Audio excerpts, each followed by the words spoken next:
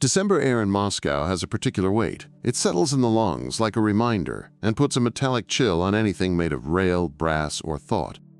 Tonight, the city's neon is thin and far away, and the Kremlin's walls hold their breath the way thick stone does when the temperature snaps. Under the streets, under the courtyards where boots have rung for centuries, a corridor runs straight and humorless toward rooms the city does not admit exist. Rubber soles squeak. A door unlatches. A shoulder slips through.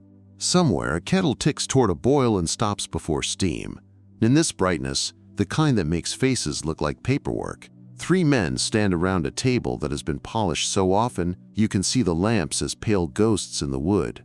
One is a general with hands that treat edges as if they might cut. One is an engineer who still says comrade out of habit, even when the room would prefer a vaguer noun. One is younger, a staff officer with careful eyes, the sort who learns by inventory and remembers by smell. The table holds objects that don't look like decisions: a pencil, a folder, a map of radio towers and buried wire, a sealed envelope both heavy and innocent. NTHE line between peace and catastrophe is thinner than a telephone wire and thicker than any idea. The Soviets knew this in their bones by the early 1980s. Satellites stared at each other through the cold. Bombers traced patterns no one could afford to misread. Submarines counted quiet seconds and called them security. In a year that had already tasted near disaster, Korean Airlines Flight 007, an exercise called Able Archer that rehearsed war too convincingly, Moscow's insomnia learned new words. One of those words, in the dialect of engineers and generals, was perimeter. Another was the English phrase the West would later prefer: dead hand. You do not build a doomsday machine because you want the world to end.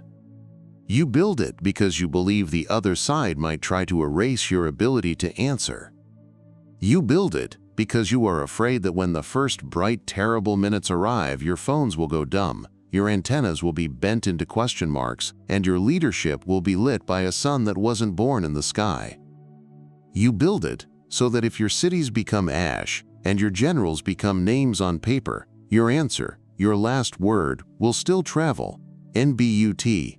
The first sentence of this story is not a rocket writing its signature over the pole. It is a meeting about how to keep human frailty from silencing a nation designed to be too large to silence. NTHE engineer taps the folder.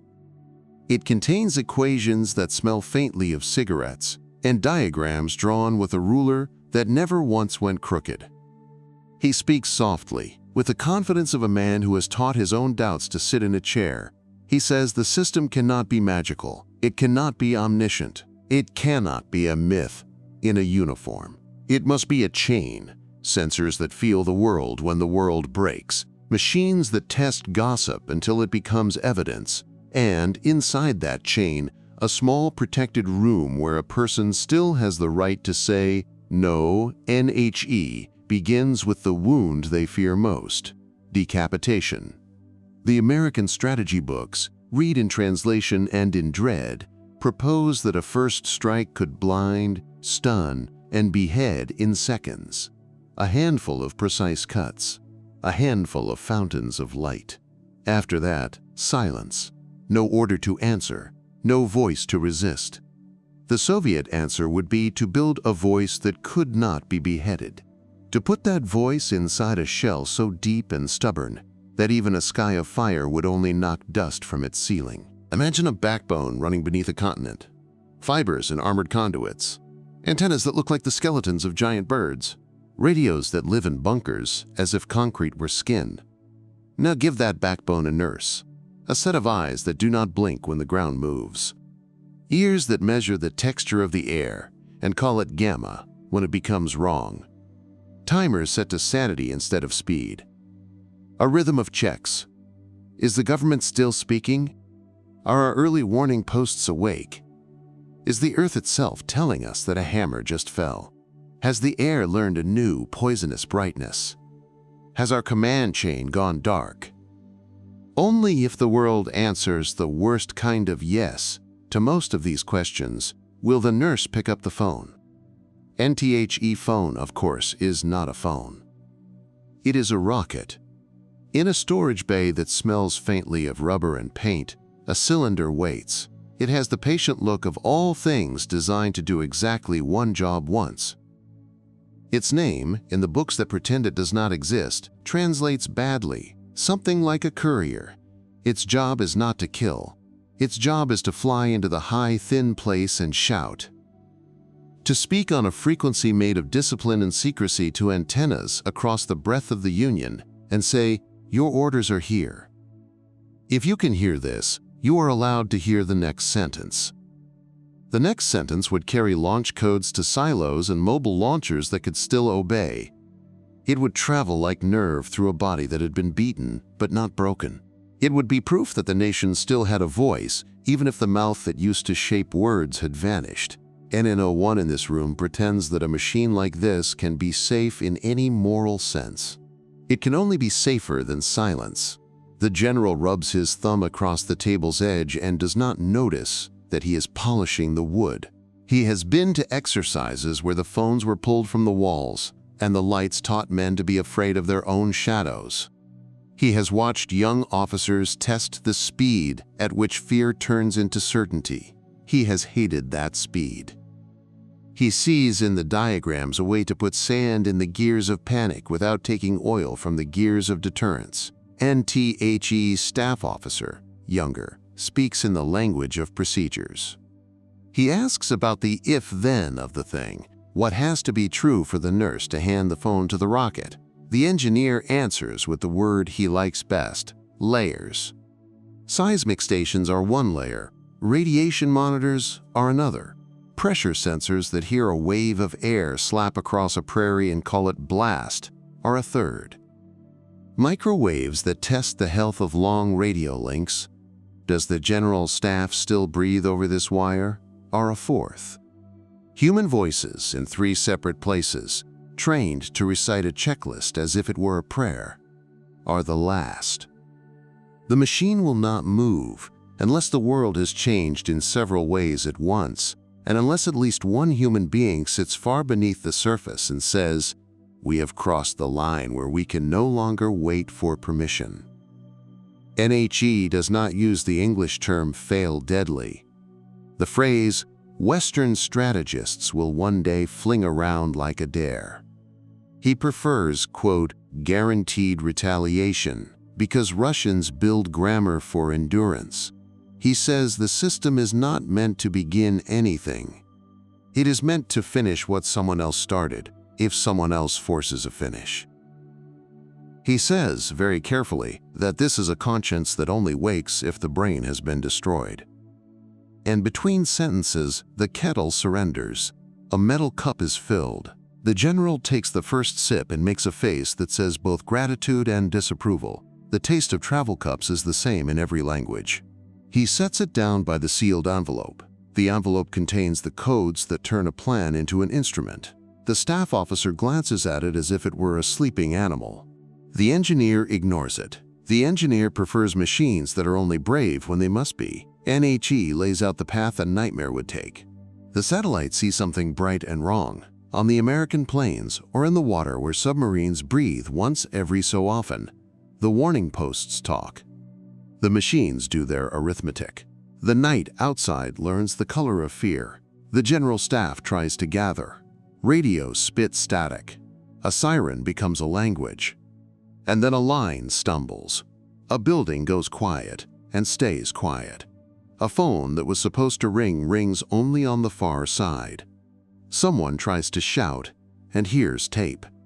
At a certain point, carefully defined, painfully verified, not reachable by accident or by negligence, the room underground turns a key and the courier leaves the earth. This is the part of the plan that makes the general's cheek muscles tighten. Not because it is technically difficult, compared to catching a missile in its birth, lighting a rocket is child's play, but because it is a confession. It says, we know what it would feel like if the worst happened. It says, we are willing to build a machine that assumes our own heads might be smoke. It says, our deterrent is not a man with a telephone who knows the right word. It is a system with a pulse that can outlive its parent. He thinks this might keep a war from starting. He also knows it might make it harder to stop once the first frames of the film have rolled. In another season, a lieutenant colonel named Stanislav Petrov will stare at a different screen and call a satellite a liar long enough to save a morning. His choice will become legend in languages he has never studied. Tonight's discussion is not that story. It is the story of how to make sure one man's courage is not the only barrier between a false alarm and a burned map. The engineer uses the phrase cross-confirmation. Two systems tell the same truth, or nothing moves. He says the courier cannot fly on fear alone. It must hear the ground complain with the voice of physics, earth tremor, pressure wave, radiation, before it reads the silence of command as death.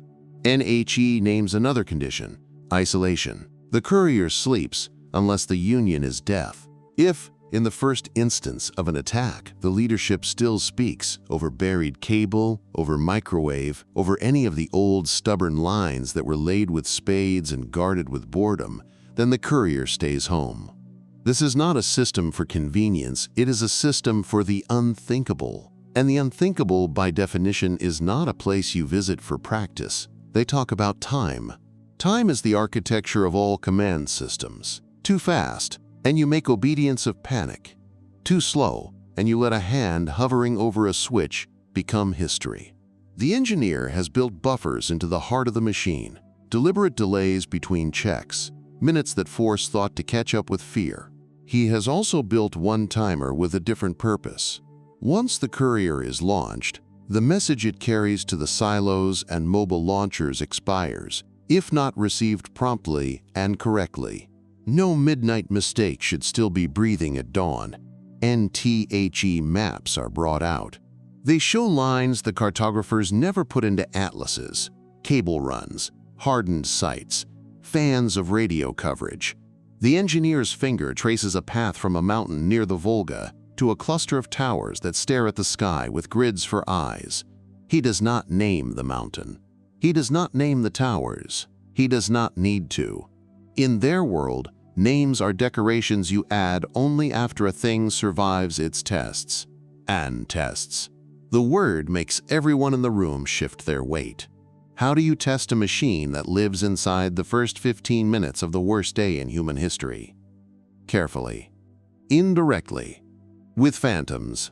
The plan calls for dress rehearsals that light every stage lamp except the sun, simulated tremors fed to seismic ears, harmless pulses taught to speak in the accent of radiation without poisoning the air, radio lines muted and then unmuted to see how long patience can last, drills in which the general himself is not told whether the exercise is a play or a signal until the final slide says Index. Someone asks the question brave men save for last. Who turns the lock? The engineer answers with another word he likes. Shift. Not a Politburo member. Not a name that repeats on parade days. A team.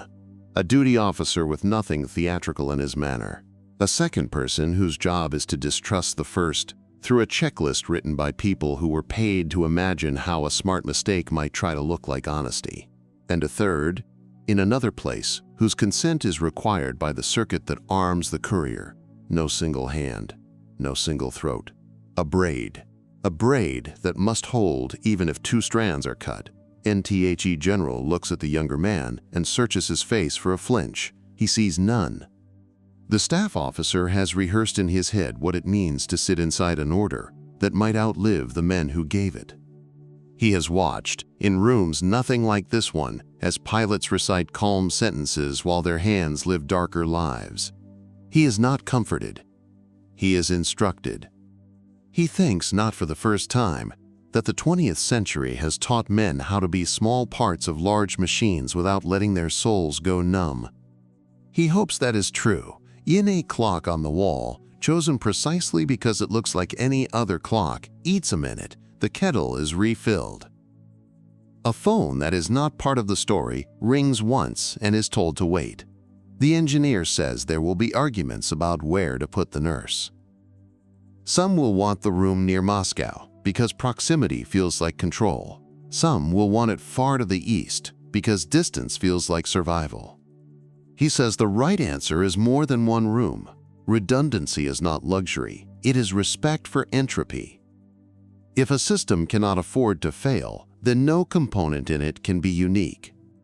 He says this with the quiet joy of an engineer who has never met a duplicate he didn't like. NHE adds a moral that sounds like a hardware note. The courier must be guarded against being summoned by accident, by malice, or by a mere failure of imagination. That means everything about it is hidden inside layers, false names, misdirection, responsibilities assigned in diagrams that look like plumbing. The fewer people who know how it breathes, the fewer ways breath can be stolen. He is not naive. He knows secrets rot. He designs so that even rot has to work for its meal. And above them, the city is a geometry of frost. A tram clangs. A woman in a scarf argues with a door that is stuck and is too dignified to be surprised when it gives way. Across the river, a soldier in a guard box stamps his feet inside boots that never quite learned to be friendly. Life insists. It always does. It is the presence of that insistence. The knowledge that there are markets and kisses and homework in apartments warmed by radiators with teeth that makes men in rooms like this attempt such terrible elegance. If we cannot prevent the first blow, can we at least prevent the silence that would follow from making the blow seem final? NTHE General taps the sealed envelope with his knuckle. The sound is small and specific, like a spoon on a jar. He asks if the courier's message can include a last courtesy, a line that says, in the only language men underground will trust, that this is not a drill. The engineer says yes. He has a habit of not promising until the arithmetic permits. This time, the arithmetic permits. The staff officer writes it down, letters neat and square, the way one writes a name in a passport. When the meeting breaks, the corridor looks longer than it did on the way in. It always does, when the subject is the end of things. Men leave in ones and twos. The engineer walks with his hands behind his back and ignores the lift, choosing stairs by reflex or penitence. The general stands for a moment at the door and lets the cold in for a breath or two. He prefers rooms that learn the weather now and then. The staff officer lingers, looks once at the envelope, once at the map, once at the clock, and turns out a lamp he did not turn on. Then somewhere else in the Union, where the soil is thin and the sky is honest, a crew in coveralls finishes bolting down a console that will someday be touched by a hand that decides the difference between despair and duty. They wipe the surface with a rag that smells of oil and winter. One of them makes a joke that does not survive translation. Another laughs in a way that reaches the eyes. A third tightens a screw an eighth of a turn past what the manual recommends and smiles the private smile of a man who believes in insurance. What no one says out loud is the hardest truth. The existence of this machine might save the world by never waking. Its threat, its promise, may keep a planner in another capital from deciding that a single precise savage blow could erase an opponent's voice.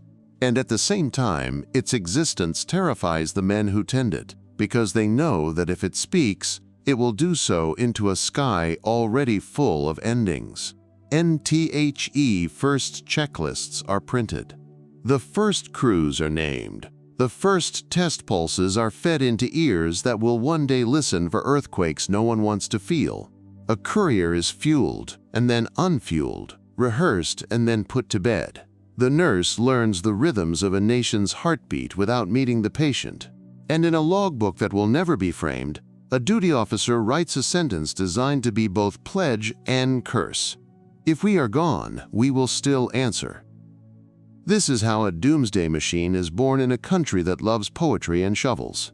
It is built out of fear disciplined into procedure, out of pride armored in concrete, out of the calculation that a promise to be terrible later might allow men to remain ordinary now. It is built so that a voice can climb into the sky when all other voices have been burned away.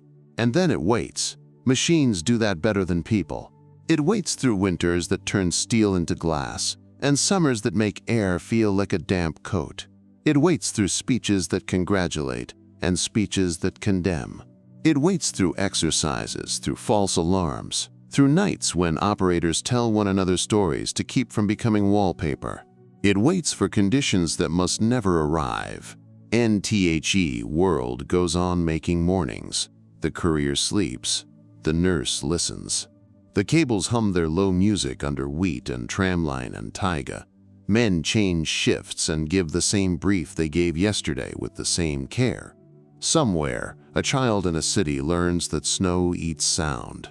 Somewhere, a mechanic in a hangar learns that bolts have personalities. Somewhere, a planner counts and then goes home and pretends numbers are not a kind of hunger. NWE end this first part with a room deep in the ground where a red light is both symbol and furniture. It is dark tonight. It will be dark tomorrow. The console is clean. The stool is pushed in.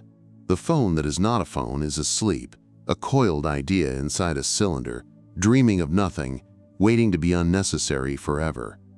In the next part, we follow a drill that dared to imitate catastrophe, a test that taught the system how to doubt itself on purpose, and the men who taught a machine designed to be absolute how to be careful. We will see how near the edge you can stand and still choose the step back. We will hear what it sounds like when a buried voice tries out its first word and then swallows it again. We will meet for a last time the question that built the courier in the first place. What do you do when you cannot speak and the world still requires an answer? You build a voice you pray will never be needed. Then you teach it manners. NTHE first lesson is doubt. The second is delay. The third, the hardest, is mercy. Engineered, procedural, anonymous mercy. Because a machine that might speak for a nation after its leaders are ash must first be taught how to stay quiet when quiet is still possible. NTHE drill that began like all honest rehearsals do, with a lie the size of a pin pushed exactly where it would hurt most. Somewhere in the network, a link went dark on purpose, not the obvious one, not the line that fails when the snow takes a pole. A deeper artery, a buried cable that should have survived most storms, went from heartbeat to mute.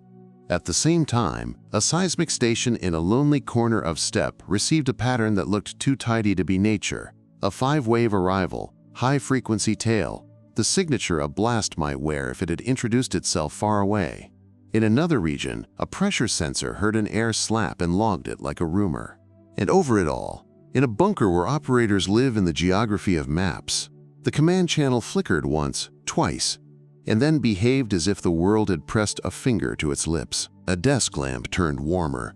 The paper on the console looked like it had been listening. A duty officer, the kind whose calm is made of habit, not legend, scanned 3 lines of print and did not stand up. He did not reach for the red thing. He reached for the checklist, the one that has no romance and starts with something like, confirm time, confirm location, confirm that you are the person you were when you sat down. He read it aloud in a voice that could have been instructing a child to tie a shoe. The room did what he did. For 30 seconds, that was the difference between drill and disaster.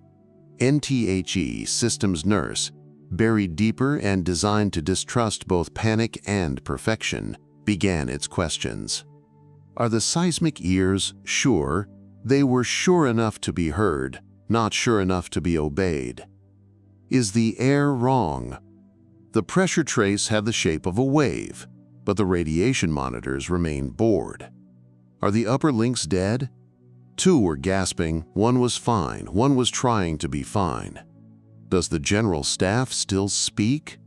It spoke faintly, then clearer, like a voice coming back from underwater. Are the early warning radars still alive? A technician at one site, unaware that his grip on a wrench would be entered into history, tightened a cable before the computer finished, asking whether the sky had learned a new brightness. Silence can be faked. So can noise. Reality, in the minutes that matter, lives in intersections. The nurse waited for them. Cross-confirmation remained just out of reach. The machine hovered at a threshold, designed by people who believed the difference between now and not yet should be a country, not a curb. NTHE Drill's architect, the engineer who preferred the word layer to miracle, watched from a room where the air smelled like dust and chalk. He had argued for this exact cruelty, a rehearsal that pinched 3 nerves at once and left another half pulsing, to see if the system would blush and bolt or breathe and stay. He had insisted that commanders not be told whether the drill was a drill. You cannot practice doubt if the person holding the pencil already knows the ending is safe. NTHE seconds grew teeth. The duty officer, who could have been counting, did not. He was busy being useful. He sent the smallest possible signal down the oldest possible line to a site that was not supposed to answer if truly wounded. The site answered with a word so ordinary it felt like music, standing by. The nurse in the deep saw that word even before the officer finished hearing it and backed 1 step away from the edge. Timers that had been moving like slow animals lay down again. A rocket, the courier that was not yet a courier, remained a sleeping cylinder with a patient job. When the index finally appeared at the bottom of a screen that had not changed color, the room's breath arrived like the first sound in a winter forest after a heavy snow. Not loud, not dramatic, simply permission to remember the body has lungs. NN01 cheered. No one should. The staff officer in charge of writing down the world when it hurts added 3 lines to the log that sound like nothing until you need them observed. Multiple partial failures, cross-sensor disagreement, an action, withheld escalation, enforced human gate, extended verification window, result, no courier launch, all channels recovered, operators remained within procedure. It reads like a receipt. It was a reprieve. NTHE's second drill was uglier. It was designed to make men angry at the machine and themselves. It began on a holiday when crews were small and fatigue had a different flavor. It withheld speech from Moscow, then fed into the ears of the seismic stations, a noise recorded 40 years earlier when someone had knocked down a mountain's worth of rock with chemical fire. It gave the pressure arrays a slap so shallow it might just have been wind pretending to be more than wind. And it told the radiation monitors to expect nothing because nature had been kind that week. In the first seconds, the pattern looked like a body trying to decide between fainting and fighting. The duty officer and his counterpart in the second site, 2 men who had never met and did not need to, stepped through the checklist as if they had agreed beforehand to be the same person in 2 places. The nurse counted intersections and found only quarrels. The courier stayed in bed. When Moscow returned to its voice like a singer finding a note again, someone made a bad joke. It died politely, which is what jokes do on nights like that. NTHE tests kept coming, because humility is an appetite. Sealed envelopes were opened in the right order. Keys that lived their whole lives under glass were touched. Timers worked. Timers misbehaved in cheap, obvious ways and were fixed. Timers misbehaved in expensive, subtle ways and taught a lesson about redundancy. Nothing exploded, because this was the branch of rocketry that lives 1 step before any flame. Men were promoted. Men retired and taught their replacements how to be boring in rooms that wanted to be otherwise. The courier never flew. That was the scoreboard. And if it looked like zeros, it was because someone had learned to count beyond spectacle. In the outside world, the arguments continued. Politicians asked whether building a backup apocalypse encouraged apocalypse. Philosophers wrote sentences that started admirably and ended in fog. Hawks said the system proved the other side would never be silenced. Doves said the system proved the other side planned to be silenced and still bite. Operas were composed with simpler plots. Inside the wire and beneath the ground, the questions were narrower and kinder. Does the procedure make a tired person better? Does the tired person make the procedure better? Can we add 1 more confirmation without stealing the seconds that matter? Can we subtract 1 if nature insists? What happens if a tremor pretends to be a blast on the same day a civil line crew installs a bad splice?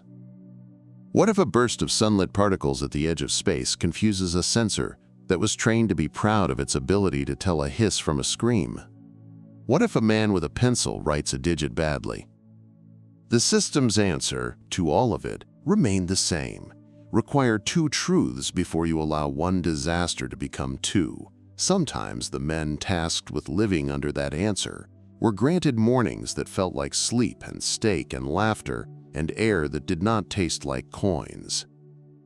Other times, in seasons with shorter days and longer memos, they were granted only time and were told to behave with it like a banker who never wants to see his accounts overdrawn. They were asked to distrust yes and to hound maybe until it confessed to either no or a new maybe that could be lived with for one more minute.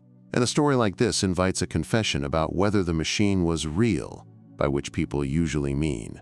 Was it finished? Was it fueled? Was it once armed while men slept and snow fell and the city above had a traffic jam? The honest answer is simple and unsatisfying. The specifics were built to be secrets, and secrets, like bones, leave the clearest impressions only when the wind has had time to move sand. What can be said without dressing guesses in uniforms is this: the idea was drawn with enough precision to be dangerous. The radios existed and liked to be listened to. The sensors were excellent at their jobs and always wanted more practice, and the people who occupied the chairs did not think they were play acting.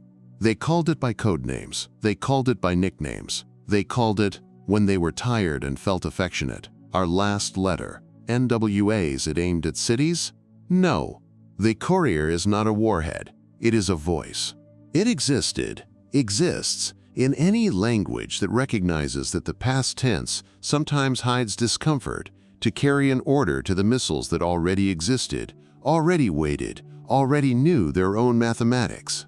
The courier could give permission to a silence that hunger or fire might otherwise have stolen. That is magic enough for one machine. NFOR a while. After a year in which fear had been fed too well, the system's engineers pushed their luck and asked for a trial of a trial. A shadow exercise in which the courier's rocket would not light, but the circuits that would have armed it would be told to act alive. It was a test designed to measure whether the hand that didn't tremble in theory could still do so after 3 cups of bad tea and 2 hours of vague radio.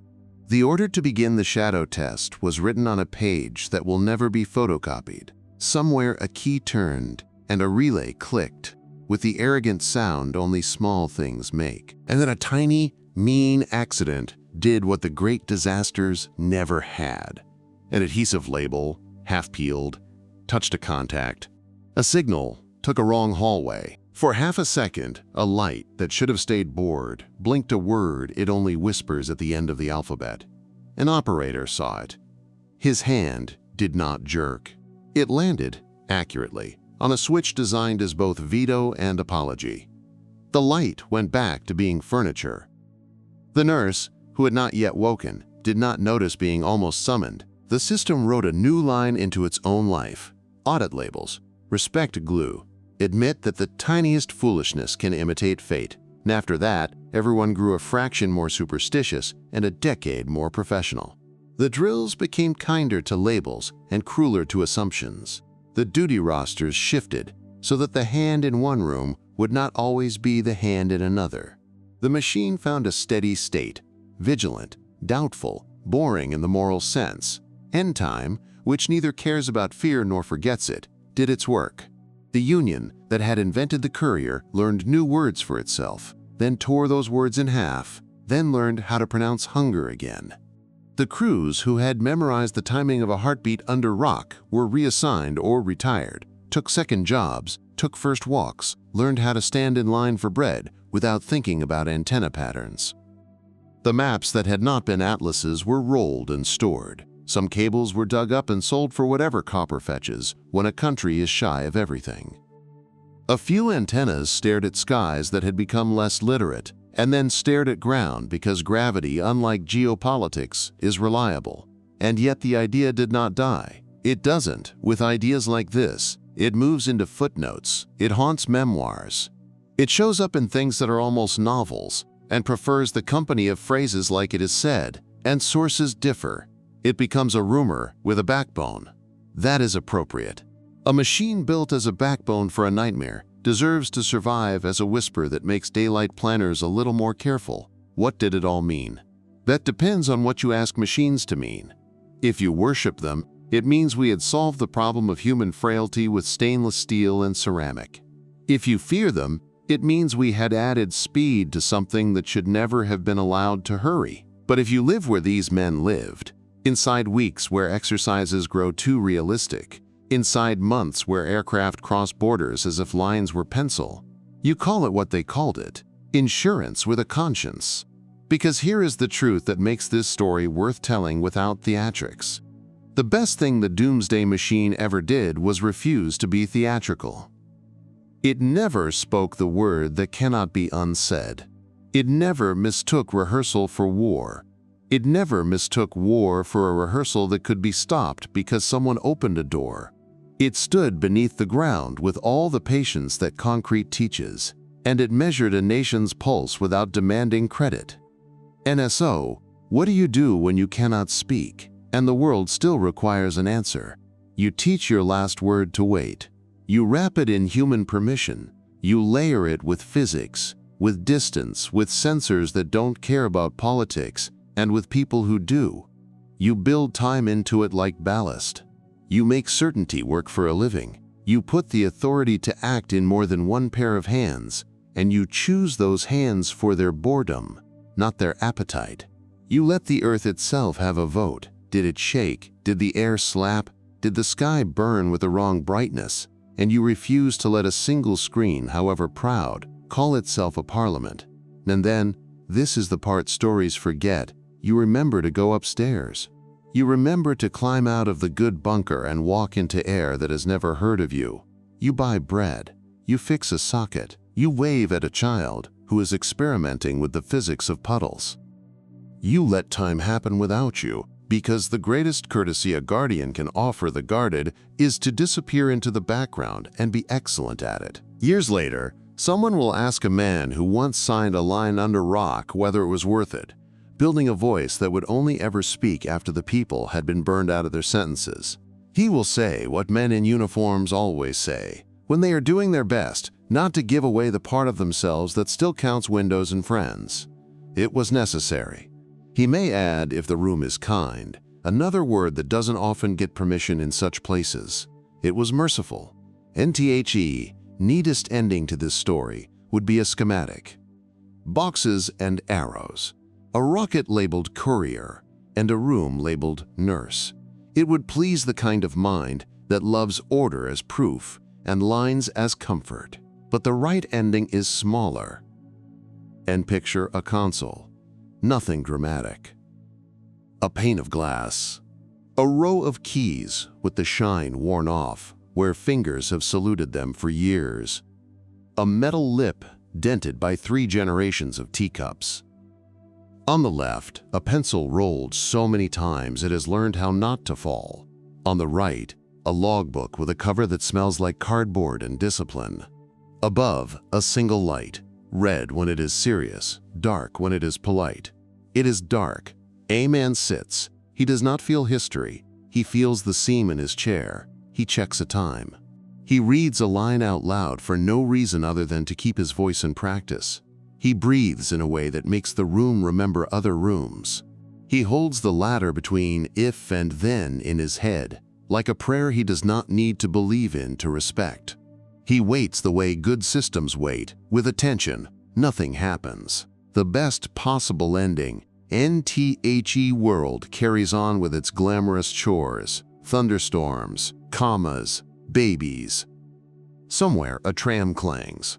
Somewhere a dog worries a stick into wet splinters. Somewhere a planner's pencil hesitates half a second longer over a line that would remove another country's voice in the first 15 minutes. Because the pencil now knows that voices can exist in places where planners do not. And beneath all of that, in soil that has learned to keep secrets without malice, the nurse listens, and the courier sleeps, and the cables hum their simple prayer. Not yet, not yet, not yet, not yet, not yet systems watch. People decide. And the greatest proof that the dead hand never learned to clench is that millions of living hands kept doing ordinary work while it waited, and went to bed while it waited, and woke up to mornings that did not have to memorize the color of an unnatural sun, NWE built a way to speak after silence. Then we grew old in peace, because we taught that voice the hardest sentence of all, only if you must.